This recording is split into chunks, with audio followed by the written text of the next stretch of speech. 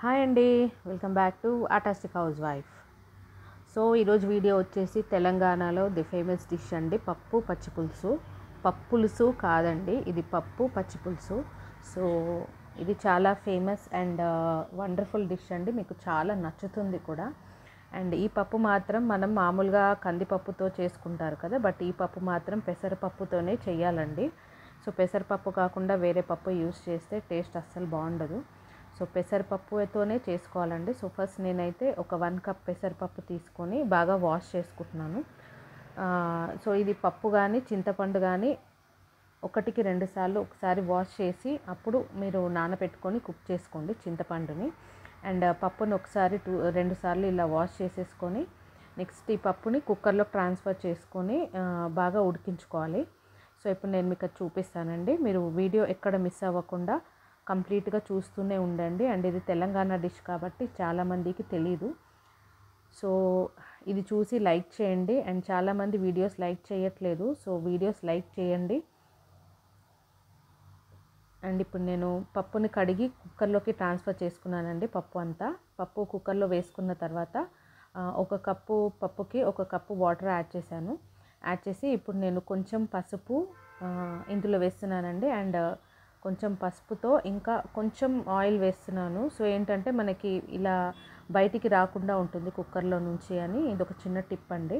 So oil వేస్తే ఏంటంటే మనకి ఆ విజిల్ మధ్యలో నుంచి మనకి ఇలా వాటర్ లాగా వస్తుంది కదా, సో అలా రాకుండా ఉంటుందన్నమాట. ఇలా కొంచెం పసుపు, కొంచెం ఆయిల్ యాడ్ చేసి ఇప్పుడు నేను ఒకసారి దీన్ని మిక్స్ చేసేసిన తర్వాత ఇప్పుడు కుక్కర్ మూత పెట్టేసుకొని బాగా మెత్తగా ఉడకాలండి ఇది. సో నేను ఒక 3 విజిల్స్కి పెట్టుకుంటున్నాను. సో 3 విజిల్స్ పెట్టుకుంటే ఏంటంటే మనకి పప్పు బాగా ఉడికిపోతుంది అండ్ మాడిపోదు కూడా. సో ఎక్కువ టైం పట్టదండి దీనికి, 2 or 3 విజిల్స్. కొన్ని పప్పులు అయితే జస్ట్ 2 విజిల్స్కే ఉడికిపోతుంది. సో పెసరపప్పు ఈజీగానే ఉడుకుతుంది కాబట్టి 2-3 విజిల్స్లో ఉడికిపోతుందండి. సో మీరు చూసుకొని పెట్టుకోండి. సో నేను పప్పు అయ్యే లోపల ఇక్కడ ఒక గిన్నెలో కొన్ని ఆనియన్స్ ఇలా కట్ చేసి వేస్తున్నానండి. అండ్ ఇవి పొడుగుగానే వేయాలండి. అండ్ ఇది పచ్చి పులుసుకి కాబట్టి ఇలాగే వేయాలి. అండ్ పచ్చిపులుసు కూడా చాలామంది పోపు వేసేసి ఉల్లిగడ్డలు, టమాటాలు ఇవన్నీ వేసి సో అందులో పులుసు రసం తీసివేసి ఏదేదో చేస్తుంటారు. బట్ లేదండి, నేను చూపించినట్టుగానే చేయండి. సో ఫస్ట్ కొన్ని ఆనియన్స్ యాడ్ చేసి అండ్ నెక్స్ట్ కొంచెం పచ్చికారం, కొంచెం ఉప్పు యాడ్ చేస్తున్నాను. అండ్ పచ్చికారం, ఉప్పు యాడ్ చేసిన తర్వాత ఇలా చేయితో మీరు ఉల్లిగడ్డల్ని బాగా పిసుకుతున్నట్టుగా చేయండి. సో ఏంటంటే మనకి పచ్చికారము, ఉప్పు అనేది ఉల్లిగడ్డలకి బాగా పడుతుంది కాబట్టి మనకి టేస్ట్ మంచిగా వస్తుంది. చూసారు కదా, నేను పిసికేసిన తర్వాత ఇలా ఉంటుందన్నమాట. సో ఇది పక్కన పెట్టుకొని ఇంకా నెక్స్ట్ చింతపండుని మనం నానబెట్టి పెట్టాం కదా, సో ఇదంతా ఒకసారి బాగా పిసకాలి. ఇలా మనకి చింతపండు రసం అంతా బాగా గుజ్జులాగా చిక్కగా రావాలి. సో ఇప్పుడు నేనైతే చింతపండుని పిసికేసి పెట్టుకుంటున్నాను. అండ్ ఇప్పుడు ఇందులో మనము గుజ్జులాగా మనకి రసంలాగా వస్తుంది కదండి చింతపండుది. సో ఇప్పుడు మనం ఇదంతా మళ్ళీ మనము ఉల్లిగడ్డలు ఇందాక మిక్స్ చేసి పెట్టాం కదా అందులోకి వెయ్యాలి. సో మెయిన్గా ఈ రసం ఇలాగే వేయాలండి. చాలామంది ఏంటంటే స్టవ్ మీద పోపు పెట్టిన తర్వాత ఈ రసం వేస్తారు, బట్ అలా వేయకూడదు. ఇలా ఉల్లిగడ్డలు పిసికేసిన తర్వాతనే ఈ చింతపండు గుజ్జు రసం అనేది ఇందులో వేయాలి. సో ఇప్పుడు నేను ఇందులో ఇంకొన్ని వాటర్ యాడ్ చేసి ఇంకొకసారి ఈ చింతపండు అంతా బాగా పిసికేసుకొని ఆ రసం కూడా నేను ఇందులో యాడ్ చేసేస్తున్నాను. ఇప్పుడు ఇది కూడా ఇందులో వేసేస్తున్నానండి నేను. ఈ రసం కూడా వేసిన తర్వాత ఇప్పుడు పులుపుకి తగ్గట్టుగా కొన్ని వాటర్ యాడ్ చేసుకోండి. 1 గ్లాస్ వాటర్ యాడ్ చేసిన తర్వాత మీరు టేస్ట్ చూసుకోండి. మీకు ఇది మెయిన్గా ఏంటంటే కొంచెం పుల్లగానే ఉండాలి, మరీ పుల్లగా లేకుండా సప్పగా చేసుకోకండి. సో పుల్లగా ఉండేలాగా చూసి వాటర్ యాడ్ చేసుకోండి. సో నాకైతే ఈ గిన్నె నిండిపోతుందన్నమాట. సో ఇంకా ఇందులో వాటర్ యాడ్ చేసి పక్క పెట్టుకున్న తర్వాత నెక్స్ట్ మనకి పప్పు ఉడికిపోయిందండి ఈ గ్యాప్లో. సో మనం ఇప్పుడు పప్పు ఉడికిందా లేదా ఒకసారి చూసేయండి. మీకు పప్పు మెత్తగా ఉడికిపోయింది కదండి. సో ఇంక ఇప్పుడు ఇది బాగా ఒకసారి ఇలా మిక్స్ చేసేయండి. మిక్స్ చేసేస్తే ఏంటంటే మనకి ఇది మొత్తం మెత్తగా అయిపోవాలి పప్పు. సో ఇలా పప్పును మొత్తం నలిపేయండి. సో ఇది మనకి మెత్తగా అయిపోయిన తర్వాత ఇప్పుడు ఇందులో కొంచెం వాటర్ యాడ్ చేసుకోవచ్చు, బట్ ఎప్పుడు యాడ్ చేయాలి అన్నది నేను మీకు వీడియోలో చెప్తుంటాను, మిస్ చేయకుండా చూడండి. సో ఇప్పుడు ఇది ఒకసారి మెత్తగా చేసుకున్న తర్వాత ఇప్పుడు ఇందులో మీ టేస్ట్కి తగ్గట్టుగా కారం యాడ్ చేసుకోండి. నేను ఒక 2 స్పూన్స్ యాడ్ చేస్తున్నాను.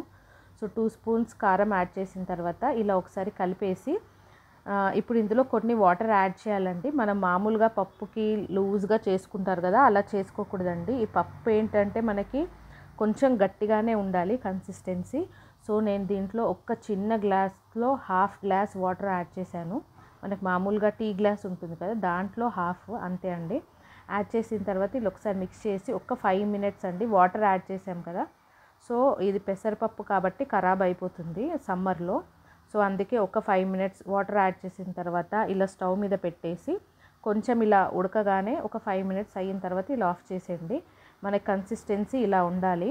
ఎందుకంటే చల్లగా అయిన తర్వాత మళ్ళీ గట్టిగా అయిపోతుందండి పప్పు. పెసరపప్పు కాబట్టి గట్టిగా అయిపోతుంది. సో కన్సిస్టెన్సీ అలా ఉండేలా చూసుకోండి.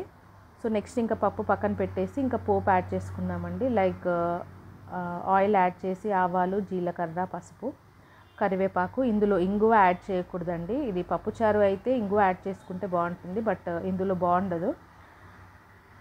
సో ఇలా పోపు యాడ్ చేసుకొని ఒకసారి కలిపేసి ఇప్పుడు ఇందాక మనం పప్పు పెట్టుకున్నాం కదా, ఆ పప్పులోకి ఈ పోపు అంతా వేసేయండి. వేసేసి ఒకసారి మిక్స్ చేసేసి పప్పుని పక్కన పెట్టేసుకోండి. సో ఇంకా పప్పు మనకు రెడీ అయిపోతుంది. అండ్ నెక్స్ట్ మళ్ళీ అదే దాంట్లో మళ్ళీ ఇంకొకసారి పోపు వేయండి. లైక్ సేమ్ ఇందాక వేసినట్టే నూనె, ఆవాలు, జీలకర్ర, పసుపు, కరివేపాకు.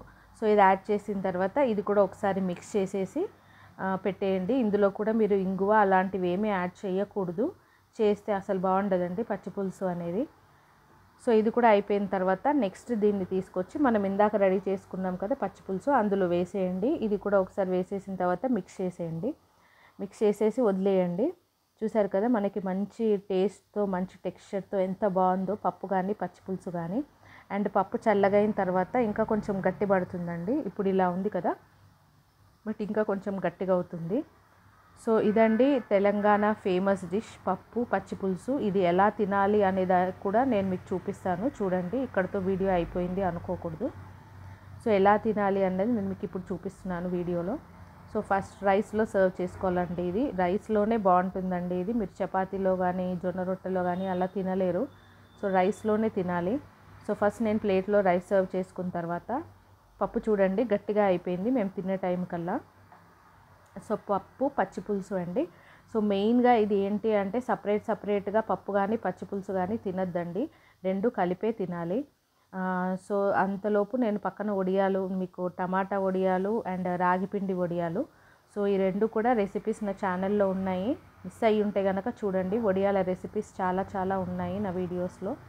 సో ఇలా పప్పు పచ్చిపులుసు రెండు మిక్స్ చేయాలండి. రెండు ఒకేసారి మిక్స్ చేసి రైస్తో అప్పుడు వడియాలతో మనం తింటే ఇది చాలా టేస్టీగా ఉంటుందండి. మీరు వడియాల రెసిపీస్ మిస్ అయ్యి ఉంటే కనుక నా ఛానల్లో చాలా వడియాల రెసిపీస్ ఉన్నాయి, చూడండి.